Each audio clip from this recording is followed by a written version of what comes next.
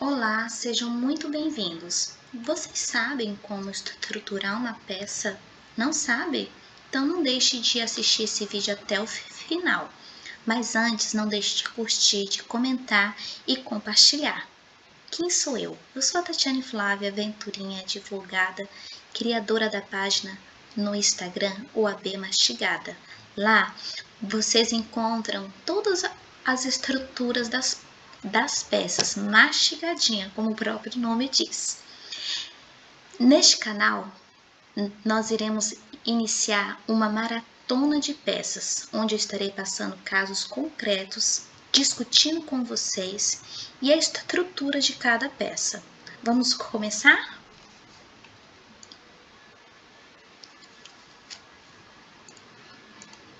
Questão 1.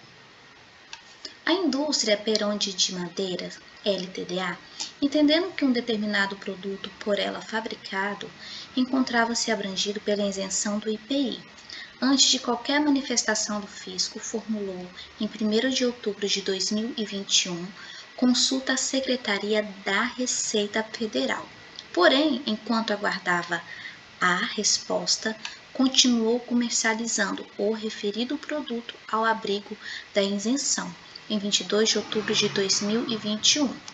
A Receita Federal, em resposta à consulta formulada, posicionou-se oficialmente fixando o entendimento de que aquele produto era tributado pelo IPI, a alíquota de 5%. Nesta mesma data, o contribuinte recebeu o DAF, Documento de Arrecadação de Receitas Federais, emitido pela Receita Federal para recolher até o dia 15 de novembro de 2021 o tributo devido, acrescido de correção monetária, juros de mora e multa moratória de 20%. Questão: como advogado da empresa, ingresse com a medida judicial adequada à defesa dos interesses da constituinte. Uma dica: no dia da sua prova, leia, releia, se preciso for, leia 4 vezes. E você que está assistindo, dê pausa, leia novamente, identifique você, qual é a peça. Depois de ter feito isso, grife as principais palavras, grife para quem, o que está sendo cobrado, o que o contribuinte quer. Entenderam? Vamos lá.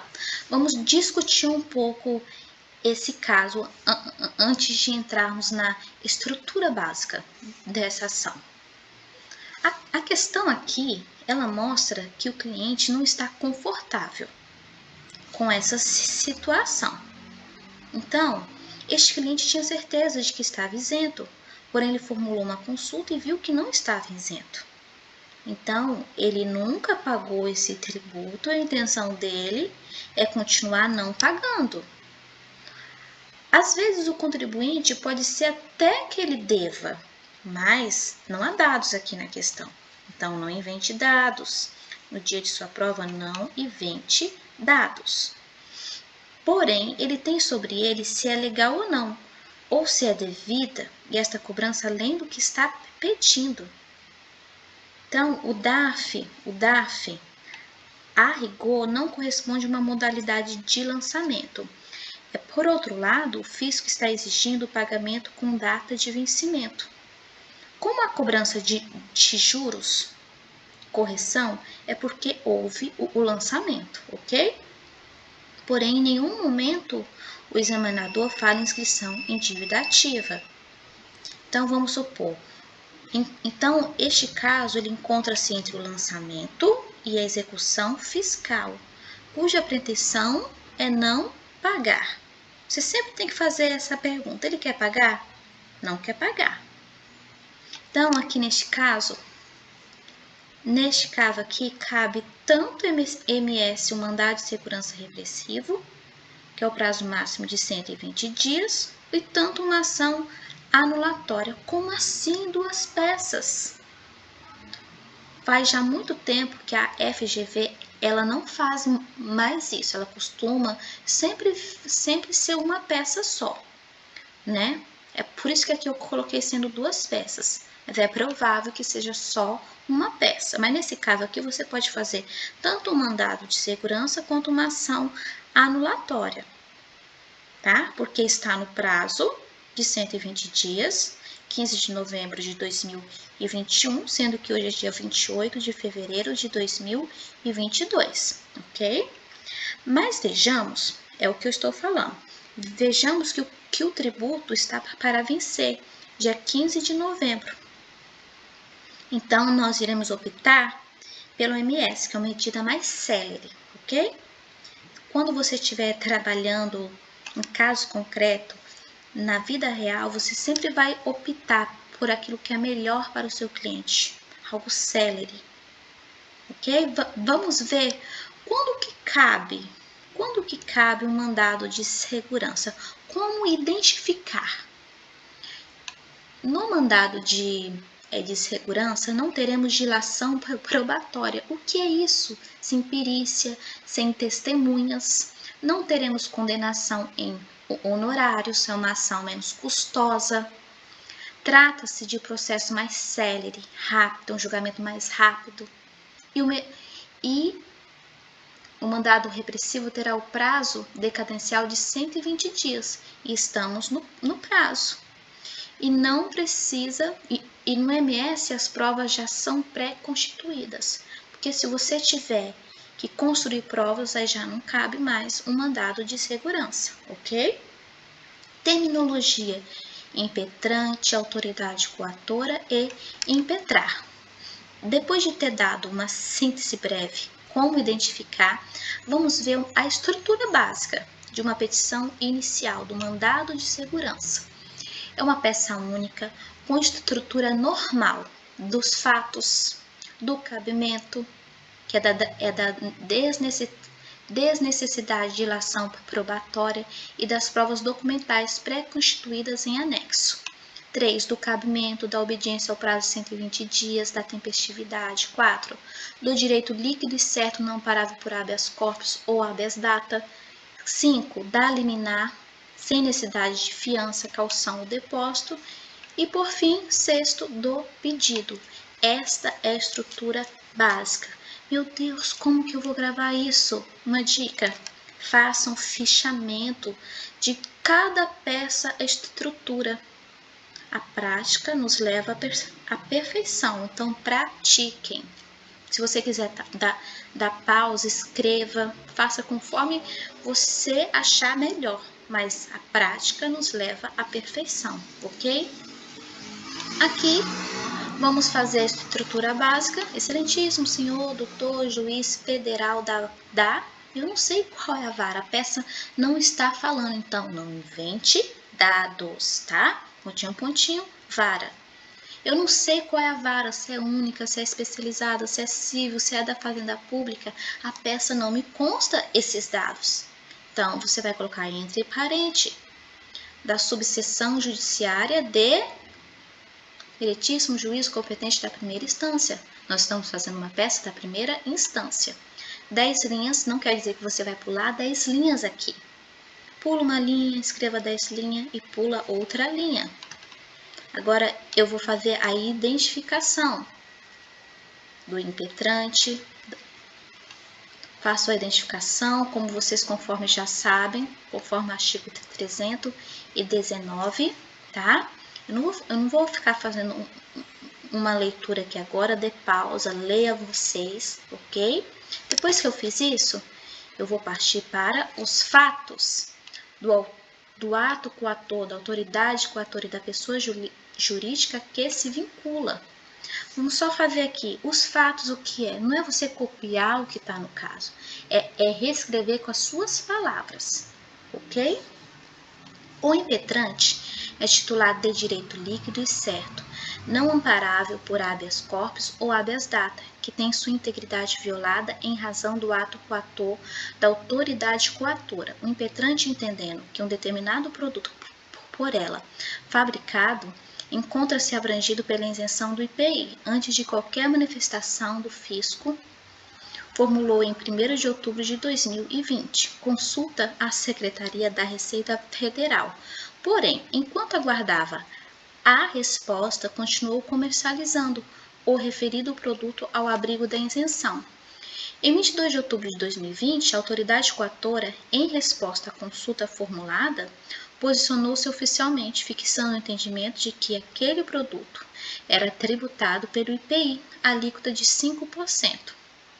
Nesta mesma data, o contribuinte recebeu o DARF, documento de arrecadação de receitas federais, emitido pela Receita Federal para recolher até o dia 15 de novembro de 2020 o tributo devido acrescido de correção monetária, juros de mora e multa moratória de 20%, objetivando afastar o referido ato, protegendo o seu direito e se libertando dos efeitos daninhos, é que se vale da presente via idônea para os fins colimados, que você vai escrever com as suas palavras os fatos.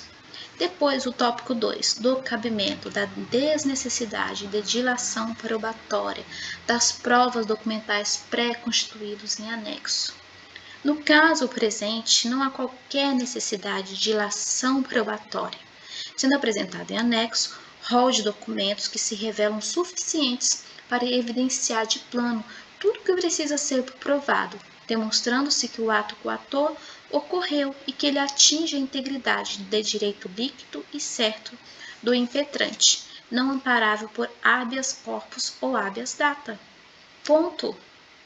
Pois eu parto para o tópico 3, do cabimento da obediência ao prazo de 120 dias da tempestividade, está dentro do prazo.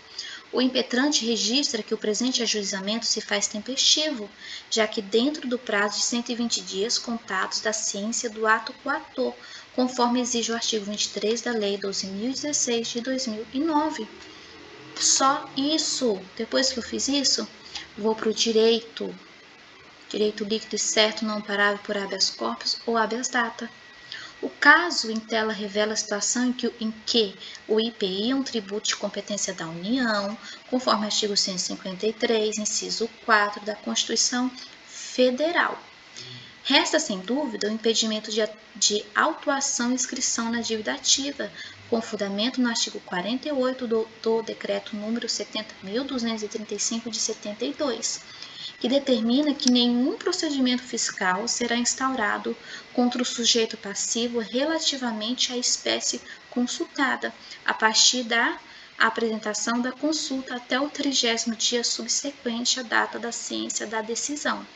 O objetivo é a anulação do lançamento, realizado uma vez que a alíquota a ser aplicada deve ser aquela vigente à época do fato gerador, nos termos do artigo 144 do CTN.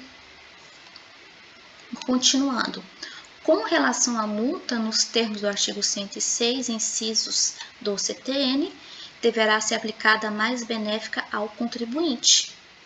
O artigo 160 do CTN, prazo para o pagamento 30 dias, sendo que a consulta ocorreu no dia 1º de outubro, dentro do prazo legal, para o pagamento 30 dias.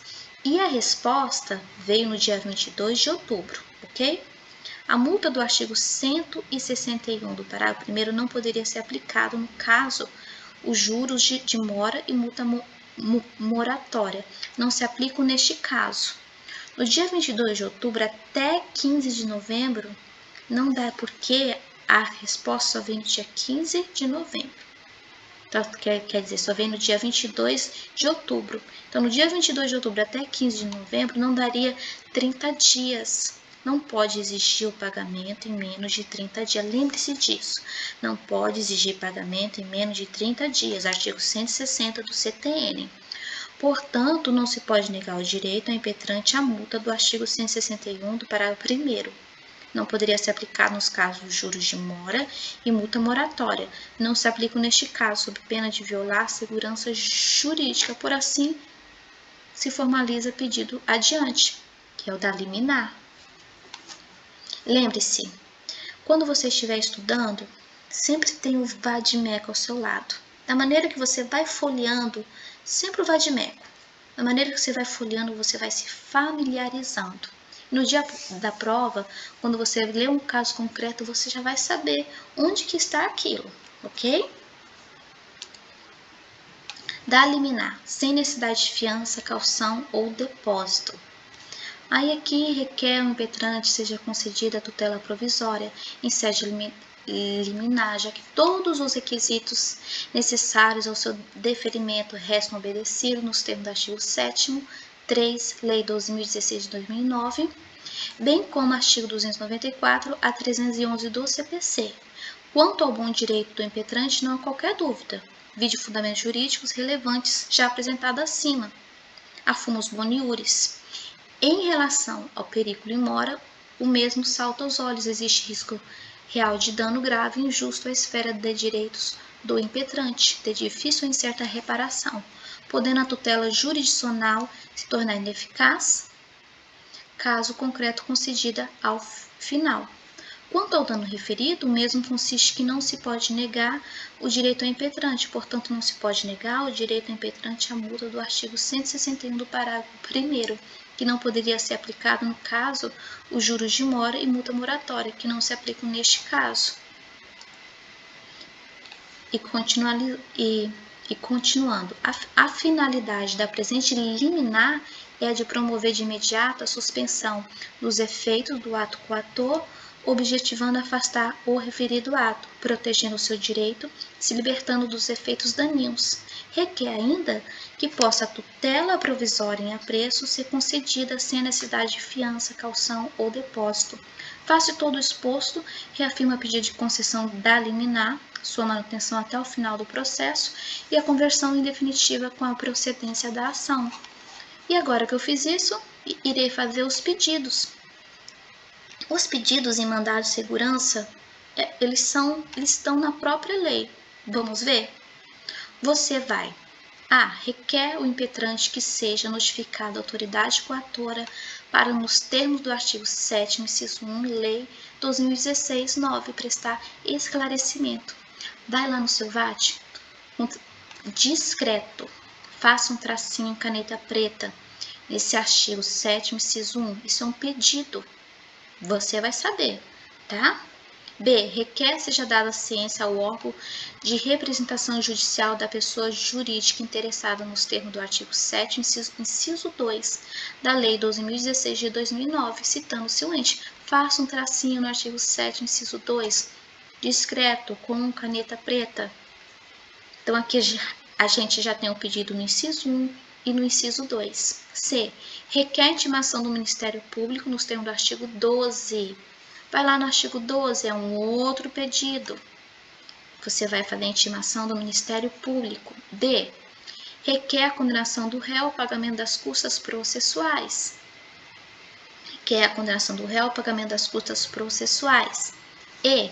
Reafirma pedido de concessão da tutela provisória em sede liminar nos termos do artigo 7, inciso 3. Então, você já falou lá em cima, então aqui você vai reafirmar. Vai lá no artigo 7º, inciso 3, é um outro pedido, conforme antes exposto, bem como sua manutenção até o final e a conversão em definitiva com a sentença de procedência. F. O que você quer? Aqui na F, você vai falar o que você quer.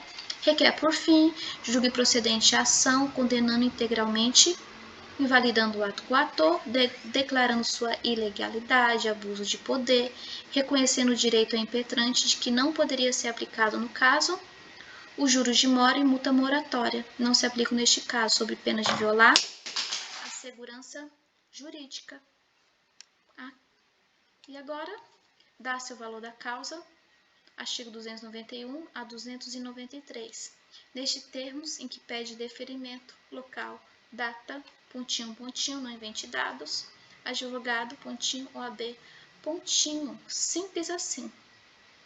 Talvez você que esteja estudando pela primeira vez, é muito difícil, mas quanto mais você praticar, melhor você vai ficar. Então, é melhor você tentar algo, vê-lo não funcionar e aprender com isso do que não fazer nada. Então, você conseguiu a aprovação na primeira fase, agora é o momento de estudar, fazer algo. Não sei se você vai conseguir a sua aprovação, isso vai depender muito do seu estado emocional no dia, que não adianta só estudar, você tem que trabalhar o seu estado emocional, espiritual, mas faça valer a pena. Estude, faça a sua parte. E Deus te abençoe.